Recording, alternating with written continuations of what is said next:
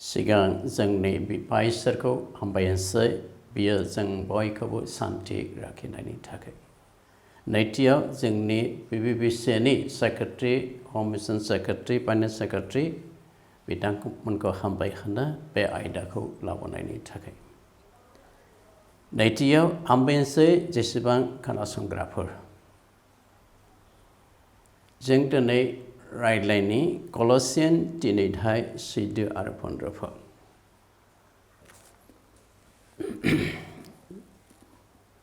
नाथाय बेफोर गासैनि सायाव अननायखौ गान। बेनो नोंथारखौ खौसेयाव बुथुमनाय। आरो ख्रिस्ट'नि गोजोननाया नोंसोरनि गोसोफोराव बिगोमा जाथों। बे गोजोननायनि थाखाय नोंसोरो मोदोम मोनसेयै हांख्राय जाबाय आरो नोंसोरो हामबाय होनग्रा जा। जिसुनि नामाव आमेन। जों बे अध्यायनिफ्राय पदनिफ्राय जोङो रायज्लायगोन। आयदाखौ लानानै सान्थिया नोंनि न'खराव नोंनि गोसोआव बिगोमा जाथों।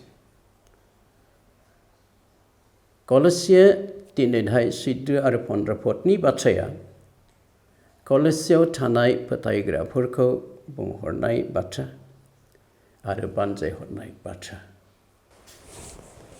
सान्थिनि बाथ्राखौ बयबो सावरायो आरो सान्थिखौ बयबो मोननो हास्थायो। हादरनि लिडारफ्राबो गाव गावनि हादरनाव सान्थिखौ लाबोनो एबा सान्थिखौ बजाय लाखिनो नाजायो। आफा इसोरा सुबुं माहारिखौ एबा आदमखौ दानानै एडेन बागानाव गाहामनि थाखायसो दोनदोंमोन। आरो इसोरा गाव सृष्टि खालामनायफोरनि सायाव गाहामै सासन खालामनो थाखाय आरो बागाननि दंनाय मालिकखौहाय भुग खालामनो थाखायसो दोनदोंमोन। जागायजेननाय 1:26 आरो 28। आरो इसोरा गाव सृष्टि खालामनाय बुहुमखौ सान्थियै सासन खालामनोसो बिगोमा खालामदोंमोन।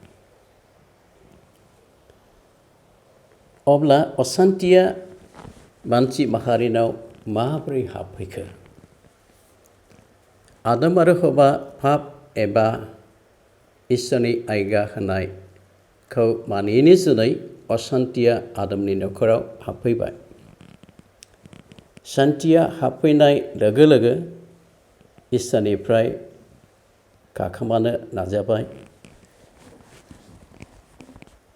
आरो एडेन बारिनिफ्राय होखारहरजाबाय। जागायजेननायनि 3 अध्याय 20-24 पदसिम। आरो असान्थिजों लोगोसे सावआबो हाबफैबाय। आदमा अति खस्थ'जों मावनानै आहार जानो गोनां जाबाय। जागायजेननाय 3 अध्याय 17 पद। हवाखौ अति खस्थ'जों गथ' सारिनो साव होबाय। आदि पुस्तकनि 3 अध्याय 16 पद। आदमनि न'खरावहाय असान्थि हाबफैनानै आदमनि फिसाज्ला कयेन आरो हेबेल। कयेनआ गावनि फंबायखौ बुथारबाय। मानसि बुथारनाया आरम्भ जाजेनबाय। आदि पुस्तक 4 अध्याय 5, 7, 8 पद। सान्थिया मानसिनि गोसोखौ सासन खालामनायनिफ्राय एरखेब्ला असान्थिया मानसिनि गोसोआव बिगोमा जाब्ला मानसिया सान्थिखौ मोननो थाखाय गाज्रि एबा उदायि हाबा मावनो सानो आरो गाज्रि हाबा मावनानै सान्थिखौ मोननो हास्थायो। जेरै जौ लोंनाय, बेबिचार खालामनाय, सिनेमा नायनाय, ड्राग्स जानाय, ड्राग्स बिजि सुनानै लानाय आरो गावखौ सिथारनाय। 2 number point, अब्ला सान्थिया माब्रै नोंथांनि गोसोआव फैगोन बा नोंथांनि गोसोआव बिगोमा जागोन?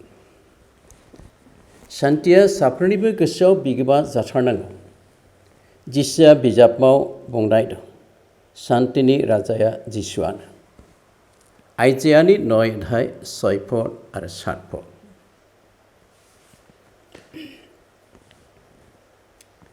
जिसु ख्रिस्टनि नाम मोनसेया जाबाय सान्थिनि राजखुंगुर। सान्थिया नोंथांनि बा जोंनि गोसोआव बिगोमा जानो हुसेलमेन बादि जाथों। थारमाने फुटबल गेलेग्राफोरखौ गेलेनो दैदेननाय बादि। सान्थिया जेब्ला सासे फोथायग्रानि गोसोआव बिगोमा जानानै दैदेनगोन, बेनि जिबनावहाय नम्रथाया, सरलथाया, धार्मिकता जिउ खांनाया नुजाथिगोन। सान्थिया 3 number point, सान्थिया जोंनि न'खरनि बिगोमा जानानै सासन खालामथों। इसोरा सान्थिनि थाखायसो न'खरखौ दानानैहाय होदों, जाहाथे न'खरनि गासै परियाला सान्थियै थानो हायो। जेरै सासे मानसिया गावनि बिथायाव न' लुयो, बे न'आव न' लुग्रा बिगोमाया थायो। बेबादिनो जोंनि न'खरखौ बिफा इसोरा बे बुहुमावहाय दानानै होबाय। सान्थिखौ मोननो थाखाय जोंनि बिफा इसोरखौ जोंनि न'नि बिगोमा खालामो। जेब्ला जोङो जोंनि न'नि बिगोमा आफा इसोरखौ खालामगोन, अब्ला न'खरनि गासै बिबानखौ, सिन्थाखौ बियो लागोन। बाइबेलखौ 1 Peter 5:7। इसोरनि न'खरा सान्थिनि न'खर जानांगौ आरो जोंनि न'खरा आशीर्बादनि फुंखा जानांगौ। जेरै अब्राहामनि न'खर, इसाकनि न'खर, रुथनि न'खर आरो मरियमनि न'खर। दा बे न'खरफोरनिफ्राय दिनै गथै बुहुमाव सुबुं माहारिनि सायाव इसोरनि आशीर्बादना बोहैबोदों। न'खर सोदोबा ग्रीक सोदोबनिफ्राय फैनाय।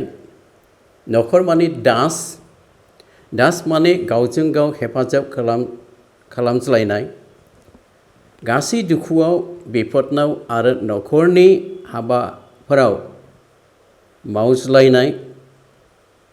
बेनिखायनो न'खरनि सोदोबा जाबाय हेफाजाब होज्लायनाय, मेरु बा केन्द्र।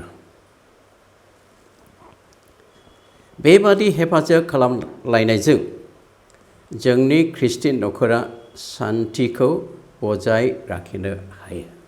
बेनिखायनो न'खरनि बिमा बिफा न'खराव सान्थिखौ बजाय लाखिनो हास्थायथारनांगौ आरो बिफाफ्रा न'खरखौ सान्थियै सासन खालामथारनांगौ। अब्ला जोंनि ख्रिस्टियान न'खरफ्रा हाजो सायाव थानाय नोगोर बादि जागोन आरो हाजो सायाव जोंनानै थानाय बाथि बादि जागोन। माथाय 5:14। जिसुआ सान्थिनि राजा, दुखुआव सैनांनायफोरनि सान्थि होग्रा। उदाहरन लुक 8:43-48 फरायला बेयाव नुगोन। 12 बोसोर सासे आइजो गन्थंजों थै ओंखारग्रा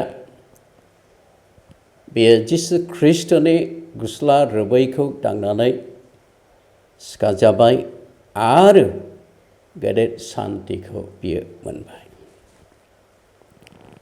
बेवहाय जिसुआ मेंग्लिनायफोरनि सान्थिखौ होग्रा।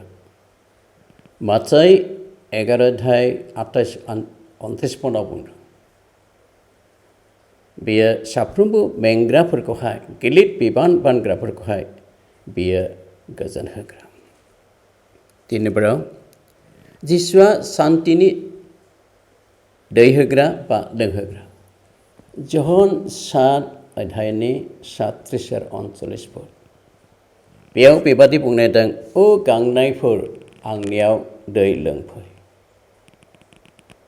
जायहा दैखौ लोंगोन बेनि गोसो सिंनिफ्राय दैमुआ ओंखारबाय थागोन।" आरो 4 नम्बरावहाय गिख्रंग्राफोरनि सान्थि होग्रा। जहननि 20:19-21 फरायला नुगोन। जिसु ख्रीष्टनि फिसाज्लाफोरा जिउदेरफोरखौ गिनानै बिसोरो दर फांथेनानै जहै थाबाय थादोंमोन। बे समाव बिसोरनि गेजेराव जिसु ख्रीष्टआ फैनानै बुंबाय, "नोंसोरा सान्थि जाथों।" जेब्ला जिसु ख्रीष्टखौ नुबाय, जिसु ख्रीष्टआ बिसोरनि सिगाङाव गावनि आखाइखौ दिन्थिबाय, गावनि अहेब दिखांबाय आरो बिसोरनो दिन्थिबाय आरो जिसुआ बुंबाय, "नोंसोरनि गेजेराव सान्थिया जाथों।" जायफ्रा सान्थिखौ लुखाङो बिसोरो बोर होजाग्रा। जोङो प्रभु जिसुखौ फोथायनानै बिनिनो फिसाफोर जाबायब्ला सान्थिखौ जों लुखांनांगोन। जोङो फोजोबनायाव आं लाबोबाय ना, जोङो गावनि गोसोआव सान्थिखौ बिगोमा जाहोनि, जोंनि न'खराव सान्थिखौ सासन खालामहोनि, मण्डलिफ्राव सान्थिखौ बिगोमा खालामनि, ख्रिस्टियान समाजाव सान्थिखौ सासन खालामहोनि। आमेन।